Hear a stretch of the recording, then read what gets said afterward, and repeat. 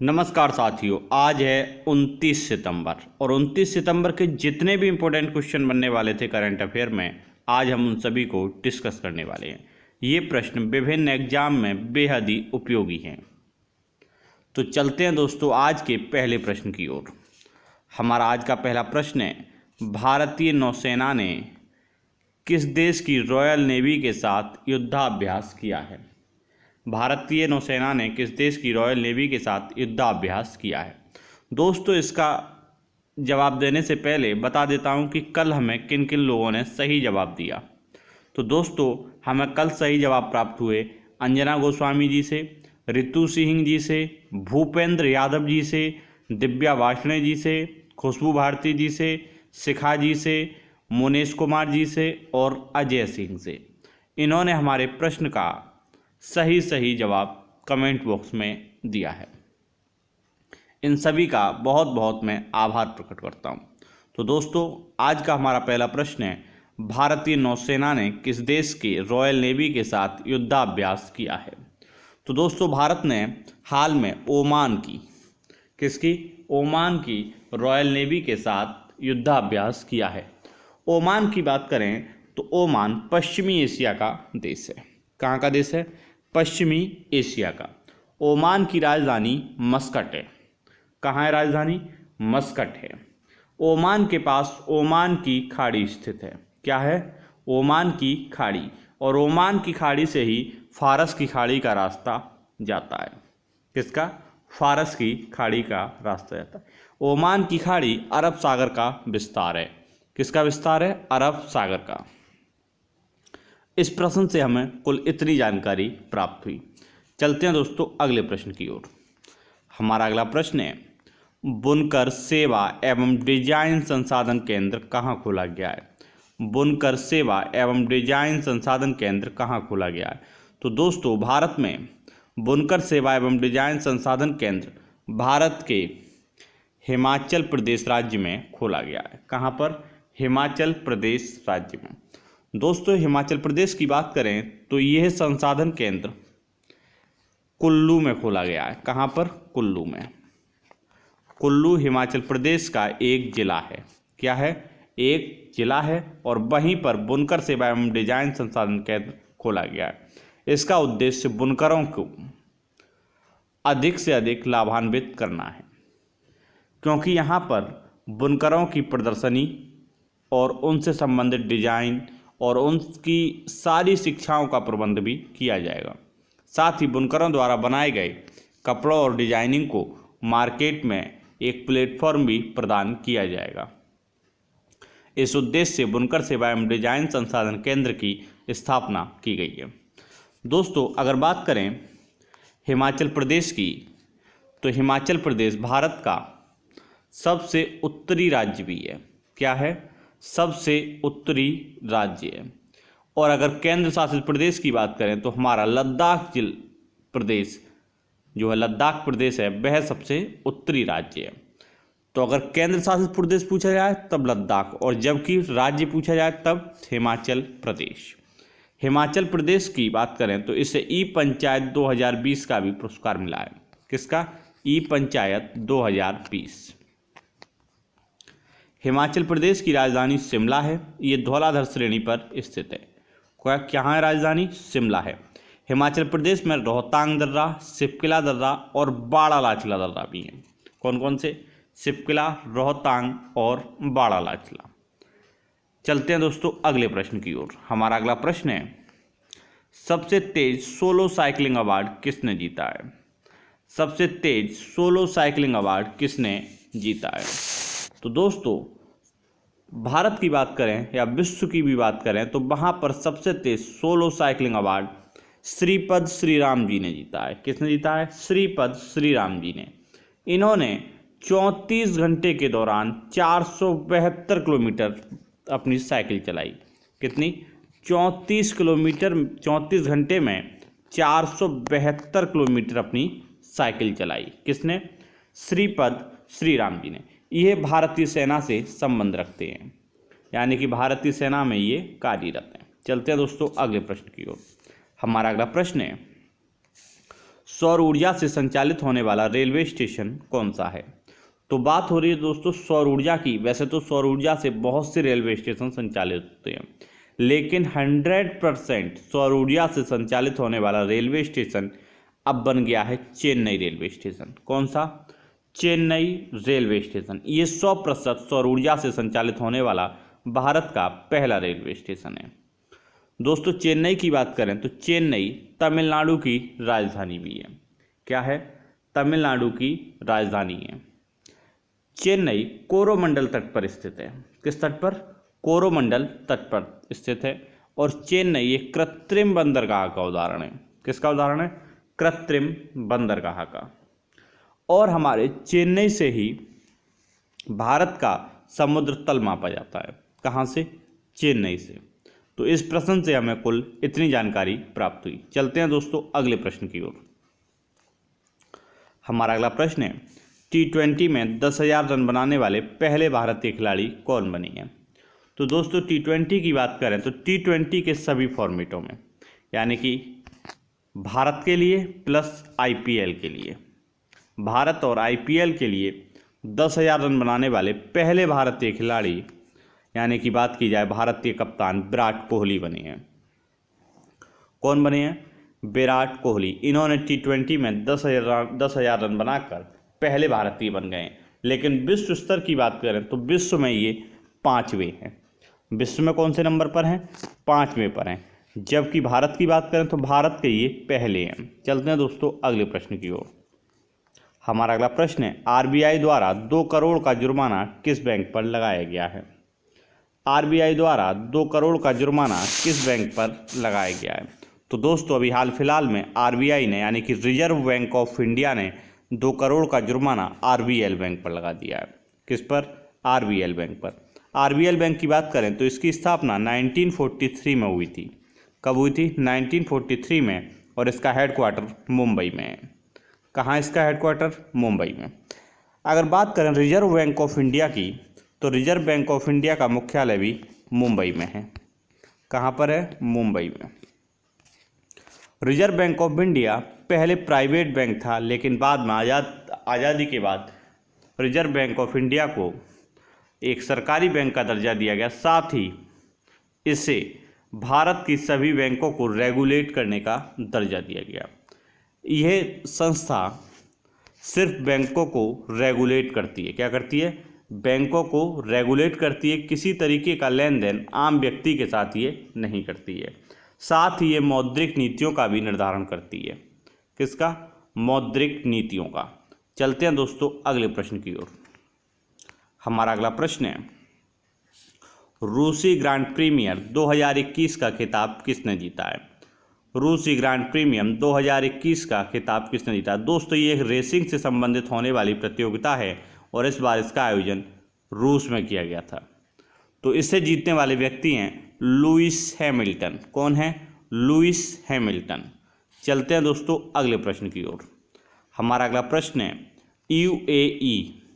UAE यानी कि संयुक्त अरब अमीरात, संयुक्त अरब अमीरात का दूसरा सबसे बड़ा साझीदार कौन बना है? यानी कि व्यापारिक साझीदार की बात हो रही है।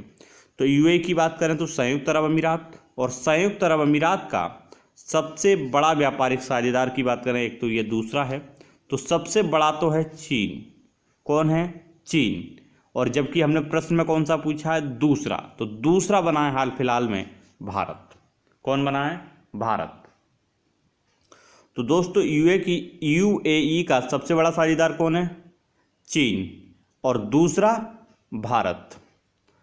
दोस्तों यूएई की बात करें तो इसे संयुक्त अरब अमीरात कहा जाता है। इसकी राजधानी आबू धाबी है। कहाँ पर है? Abu Dhabi. दोस्तों ये फारस की खाड़ी और ओमान की खाड़ी के मध्य स्थित है। कहाँ पर? फारस की खाड़ी और ओमान की खाड़ी के मध्य कौन सा देश स्थित है? संयुक्त अरब अमीरात। चलते हैं दोस्तों अगले प्रश्न की ओर।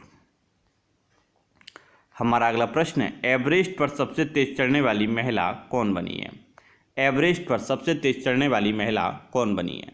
तो दोस्तों एवरेस्ट पर सबसे तेज चढ़ने वाली महिला बनी है त्सांग इन हंग। कौन बनी है? त्सांग इन हंग। दोस्तों इन्होंने सबसे तेज़ी से चढ़ने का रिकॉर्ड बनाया है और ये हांगकांग की रहने वाली हैं। कहाँ की हैं? हांगकांग की। चलते हैं दोस्तों अगले प्रश्न की ओर। हमारा अगला प्रश्न है, मार्था कुरम्बकुम किस देश की पहली महिला मुख्य न्यायाधीश बनी है? मार्था कुरम्बकुम किस देश की पहली महिला न्यायाधीश बनी है? तो दोस्तों मार्था कुरम्बकुम की बात करें तो यह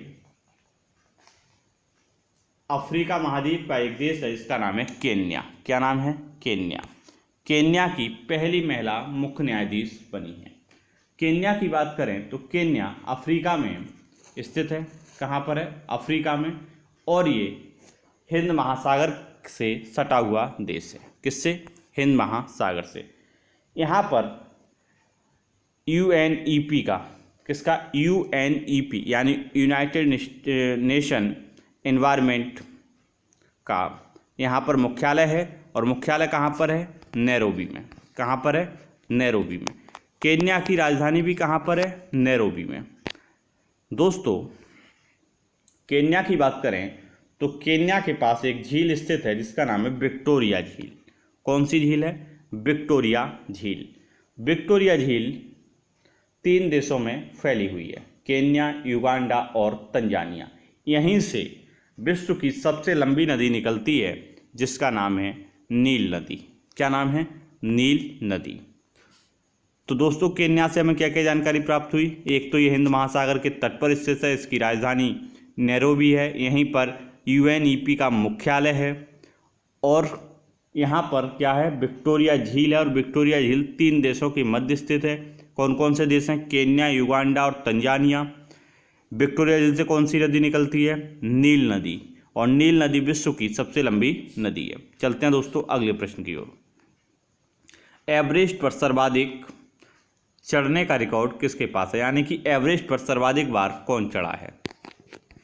तो दोस्तों एवरेस्ट पर सर्वाधिक बार चढ़ने का रिकॉर्ड कामी रीता शेरपा के पास है। किसके पास है? कामी रीता शेरपा। कामी रीता शेरपा एवरेस्ट शिखर पर कुल 25 बार चढ़ चुकी हैं। कितनी बार? 25 बार। तो ये रिकॉर्ड किसके पास है? कामी रीता शेरपा। एवरेस्ट की बात करें तो एवरेस्ट विश्व की सबसे ऊंची चोटी है। विश्व की सबसे ऊंची चोटी है। इसे नेपाल में सागर माथा भी कहा जाता है। क्या कहा जाता है? सागर माथा। अभी हाल फिलहाल में इसकी ऊंचाई चीन और नेपाल के द्वारा मापी गई, तब इसकी ऊंचाई 8,848.86 मीटर निकली। 86 मीटर निकली। दोस्तों माउंट एवरेस्ट पर सबसे पहली बार वर्ष 1953 में चढ़ाई की गई थी। कब की गई थी? वर्ष 1953 में। सर्वाधिक बार माउंट एवरेस्ट पर कौन चढ़ा है? कामी रीता शेरपा। कितनी बार? 25 बार। कितनी बार? 25 बार। इन्होंने दोस्तों अपना ही रिकॉर्ड तोड़ा है, क्योंकि इससे पहले ये 24 बार चढ़ चुकी थी और 24 बार भी कोई नहीं चढ़ा था। तो 24 बार का रिकॉर्ड तोड़कर अब इन्होंने बना दिया है 25वीं बार। चलते हैं दोस्तों अगले प्रश्न की ओर। हमारा अगला प्रश्न है, फ्रीडम पाइनएप्पल अभियान किस देश ने चलाया है? फ्रीडम पाइनएप्पल अभियान किस देश ने चलाया है? दोस्तों पाइनएप्पल पर इस समय रोक लगा दी है चीन ने। किसने? चीन ने। तो इसे स्वतंत्र कराने के लिए ताइवान इसका लगातार विरोध कर रहा है और उसने फ्रीडम पाइनएप्पल अभियान चलाया है। कौन विरोध कर रहा है? ताइवान। तो ताइवान की बात करें तो ताइवान की राजधानी कहाँ पर है? ताइपे। राजधानी कहाँ पर है? ताइपे में। ताइवान एक द्वीपीय देश है। क्या है? द्वीपीय देश है। वैसे तो चीन इसे अपना हिस्सा मानता है। किसके लिए? ताइवान के लिए। चलते हैं दोस्तों अगले प्रश्न की ओर। हमारा अगला प्रश्न है, विश्व पर्यटन दिवस कब मनाया जाता है? विश्व पर्यटन दिवस कब मनाया जाता है? तो दोस्तों विश्व पर्यटन दिवस 27 सितंबर को मनाया जाता है। कब मनाया जाता है? 27 सितंबर को। दोस्तों विश्व पर्यटन दिवस का उद्देश्य है कि विश्व भर में पर्यटन को बढ़ावा देना, जिससे पर्यटन व्यवस्था के द्वारा लोगों को अधिक से अधिक रोजगार प्राप्त हो सके, साथ ही हमारी अच्छी अच्छी जगहों को भी एक्सप्लोर किया जा सके। तो दोस्तों इसी उद्देश्य से विश्व पर्यटन संगठन की भी स्थापना की गई थी और विश्व पर्यटन संगठन की स्थापना वर्ष 1974 में की गई थी। कब की गई थी? वर्ष 1974 में। इसका मुख्यालय मैड्रिड में है। मुख्यालय कहाँ पर है? मैड्रिड में। और मैड्रिड कहाँ की राजधानी है? स्पेन की। मैड्रिड कहाँ की राजधानी है? स्पेन की। तो स्पेन की बात करें तो स्पेन में कौन से पठार पाए जाते हैं? एक तो पाया जाता है मेसेटे का पठार और दूसरा पाया जाता है आइबेरियन पठार। कौन सा? आइबेरियन। चलते हैं दोस्तों अगले प्रश्न की ओर। हमारा अगला प्रश्न है, मिस यूनिवर्स 2020 का खिताब किसने जीता है? मिस यूनिवर्स 2020 का खिताब किसने जीता है? तो दोस्तों मिस यूनिवर्स 2020 का खिताब गया है एंड्रिया मेजा के लिए। किसके लिए? एंड्रिया मेजा के लिए। चलते हैं दोस्तों अगले प्रश्न की ओर। हमारा अगला प्रश्न है, ISSF जूनियर वर्ल्ड चैंपियनशिप का आयोजन कहाँ किया जा रहा है?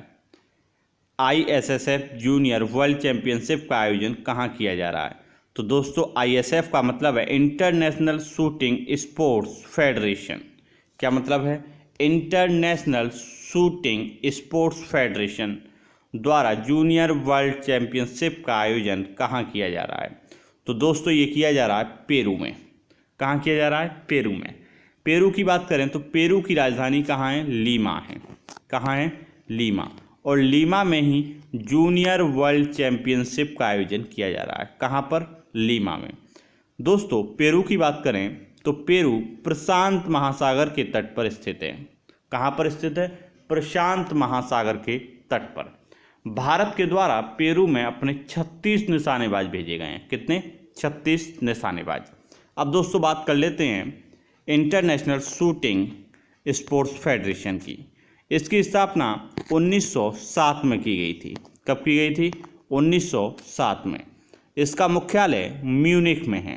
कहाँ पर है? म्यूनिख में। चलते हैं दोस्तों अगले प्रश्न की ओर। हमारा अगला प्रश्न है, भारत G20 शिखर सम्मेलन की मेजबानी कब करेगा? भारत G20 शिखर सम्मेलन की मेजबानी कब करेगा? ये प्रश्न मैंने आपसे पूछा था। इसका सही जवाब है कि भारत G20 शिखर सम्मेलन की मेजबानी वर्ष 2023 में करेगा। कुछ लोगों ने हमें इसका जवाब बहुत ही बेहतर तरीके से दिया। दोस्तों मैं उम्मीद करता हूं कि मैं जो आज भी प्रश्न पूछ रहा हूं उसका भी जवाब आप सभी लोग कमेंट बॉक्स में हमें ज़रूर देंगे। तो चलते हैं दोस्तों आज के प्रश्न की ओर। हमारा प्रश्न है, गुलाब चक्रवात कहाँ आया है? गुलाब चक्रवात कहाँ आया है? दोस्तों आपको ये तो बताना ही है कि गुलाब चक्रवात कहाँ आया है, और मुझे खुशी होगी कि अगर आप ये भी बताएं कि इस चक्रवात का नाम गुलाब किस देश ने रखा है। तो दोस्तों आज के लिए बस इतना ही। मैं उम्मीद करता हूं कि आप सभी लोग हमें कमेंट बॉक्स में ज़रूर जवाब देंगे। साथ ही अगर आपको ये वीडियो पसंद आई तो इसे लाइक और शेयर करना ना भूलें। अगर आप हमारे चैनल पर नए हैं और चाहते हैं कि डेली आपको करंट अफेयर की वीडियो प्राप्त होती रहे तो आप हमारे चैनल को सब्सक्राइब ज़रूर कर लें। साथ ही बेल आइकन को दबाना ना भूलें, क्योंकि जब भी वीडियो अपलोड की जाए तो आपके पास नोटिफिकेशन ज़रूर पहुँचे। नमस्कार दोस्तों।